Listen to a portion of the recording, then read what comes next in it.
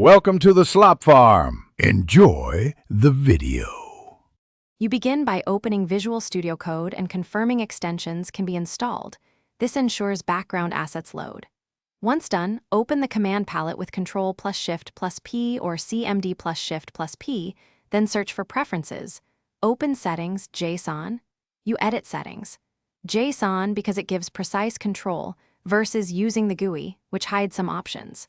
Make sure to have a workspace saved so settings apply correctly. This first step gets you into the exact file where background entries will be placed. Now you add the actual background configuration into Settings. JSON.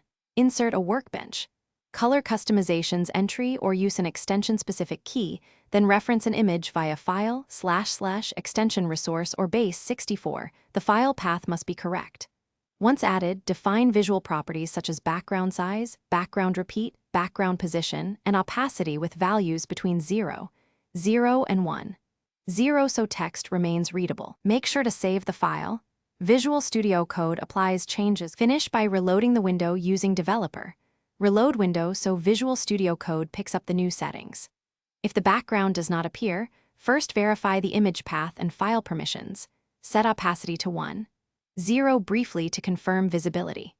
Also disable other themes or extensions that may override workbench settings, and then open Help Toggle Developer Tools to inspect the console for errors. This reveals path or CSS parsing problems. Once resolved, reduce opacity and tweak positioning for a polished final background.